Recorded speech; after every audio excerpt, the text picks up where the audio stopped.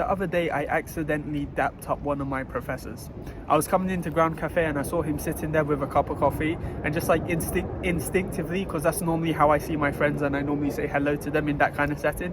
So just like instinctively, I put my hand up and I was like, you know, hey, how you doing? As soon as I done it, I realized, oh wait, this is my professor, this isn't my friend.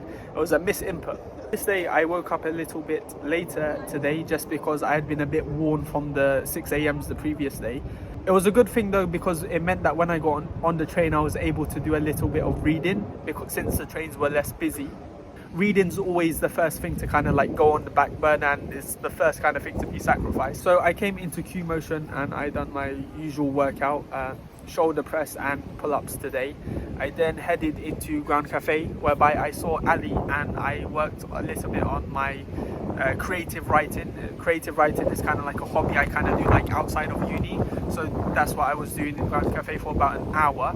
This didn't happen on this day, but I thought it's a nice story to mention. So I was in Ground Cafe, a bit similar to this day, and a guy walked in a full suit of armor. And when I say full suit of armor, I mean everything. I mean helmet, I mean padded plates, I mean the chains and the sword and everything. He came in, and you know, I was just reflecting to myself, and I was thinking like, this is kind of like a unique life experience. You know, like I'm never gonna be in this type of like situation where you're just in a cafe at this time on a weekday and someone walks in a full plate of armor. You have to give it to the guy as well, because Ground Cafe was very packed, and for someone to walk in and, you know, just be cool about it, you got to give him credit for doing that.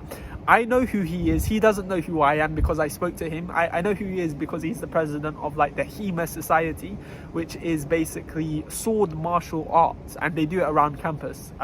So if maybe in another universe I would have jumped up on the table and would. I challenge you, one warrior to another, and only the strongest shall rule. After having a little bit of a walk around midday, I came to Geo Jones, to the Physics Museum, in the hope of warming up my food. However, things were a little bit different today. There was a lot of people in there, and the reason why there was a lot of people in there is because the Chemistry Society were holding their icebreaker in the Physics Museum at 2 o'clock. Now, I did actually know about this, but I had forgotten. Sorry about that. I did actually know about this, but I had forgotten about it, so it kind of came unexpectedly upon me.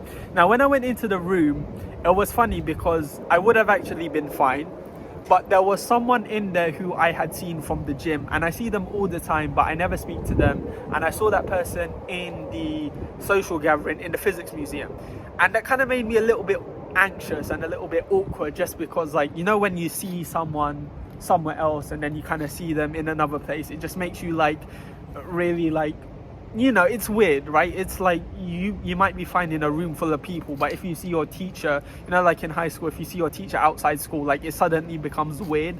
So yeah, it was a good thing Shalma was there. Because like I was able to talk to Shalma. But yeah, I was just being really awkward. It was kind of like that meme where the guy like stands in the corner of the room. I was literally like that for a little bit, which was okay. But then I kind of like warmed up. I talked to Shalma a little bit. I actually managed to get pizza as well. The pizza was nice because it was from it was a pizza room pizza. It's a nice place to go get pizza, and pizza room pizza is not cheap pizza. It's quite expensive. It's quite expensive and high quality pizza. So if you can get yourself a pizza room pizza for free, that's great. So it was nice that I got pizza room pizza. I did actually speak to that person from the gym who I kind of seen earlier, and it was nice because they were really friendly, and they like and they was all like, if you see us in the gym, come say hi, which was really nice. It kind of just like made me feel a lot more comfortable, and it was super friendly. It was really nice. So after having pizza, I did actually have to eat the food that I had kind of like prepared for myself already. So I warmed that up, and I went outside. I just went to sit outside, just right over there on that bench, just in Library Square, whereby I saw one of my friends from Polity, and they joined me momentarily.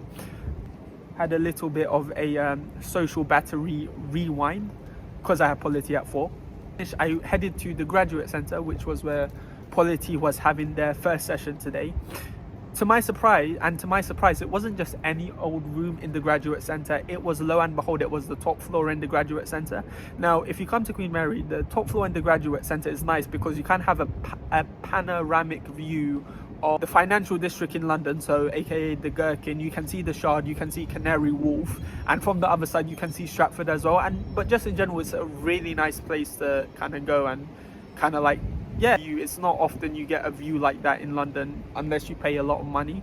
So it was nice, and it was also nice that they had kind of like booked out the whole room for that. The point I'm trying to make is, it was nice that they had that whole room kind of just booked for us, so that was super nice. So we had Polity there, it was awesome.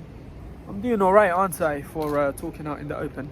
So anyway, the only last thing I wanted to mention was that I'm in my final year of uni, and that means traditionally a lot of students who are in their final year of uni consequently have to think about what they're going to do after uni. They have to think about getting a job and whatnot. Now, originally my plan was to do an undergraduate and then do a master's and a PhD. Now, the problem I have with this is that that's going to be another year of study, that whereby I won't be making any money, and only for me to then go into a PhD, which you get paid by, but you certainly won't be getting paid as much as someone who, say for example, went into the corporate world, as far as I understand. Now, that's not to say that a PhD and a master's isn't a rewarding process, it isn't a good process, but it does mean that I'm not going to be making any money anytime soon. I have these two conflicting issues because one part of me instinctively knows that my gut tells me not to get an internship and not to go into the corporate world and not to work in one of these places whereby they're hiring graduates of maths, physics and engineering, and you work for one of these companies. Instinctively, my gut tells me not to do this, but also I have this strong remonstrance from my intellect, from my head, saying that it's also not acceptable for me to be living in the condition that I'm living in for another year and like delaying that process. And also, I'm dependent on a lot of people. I'm sitting with my auntie, I'm staying with my auntie, I'm living with my mum. So I don't know if I'm explaining this properly, but it just feels like if I do a master's and a PhD, I'm just delaying the process of getting a job, and I'm choosing to stay in education longer than I have to, and it kind of feels like I'm just running away from getting a job and going into the real world. These two conflicting issues, and it's annoying because to say it bluntly, I want to be able to give my mum and my family members and just everyone around me in general, I just want to be good to them and be able to support them and help them out and give back to them, give back to them, and not just them but just people and everyone. And I just feel that I can't do that if I go into more education. I can't do that. I'm struggling as it is, and even if I get a part-time job, it's not that much money, and I just feel like, am I just running away from the inevitable? Do I need to just grow up and get a job? That sounds harsh, but those are the kind of thoughts that are going through my mind. It's too long a process to wait. It's, I've been in this fight since I was 16 years. I've been in this fight since I was 6 years old. Doing my GCSEs, and even before that, just thinking by the time I finish uni, I'm gonna have a job, I'm gonna have money, I'm gonna be able to give back to my mum, give back to my family, give back to everyone around me. And it just feels like only then for me to come to this point in my life whereby I'm being told, okay, you still got a few more years to go. It just doesn't make sense. And then, it's like, what am I going to do after those few years? So it's really hard. It's really hard, and I'm confused. I don't know what to do. I have those two opposing forces within me. It is really hard. But then also as well, isn't that what life's all about? Isn't that what life's all about? Not knowing what to do, and the future seeming bleak and overwhelmingly harsh, and you stand up and you kind of say hey, I'm gonna do it, I'm gonna find a way, I'm gonna make a way, I'm gonna, when you look at darkness in the face and you kind of say is that all you got? What a Sigma. I'm gonna say that I don't think that came across as well as I thought it would, but it never does anyway. Whenever I have an idea, it doesn't always translate well across. So yeah, thank you.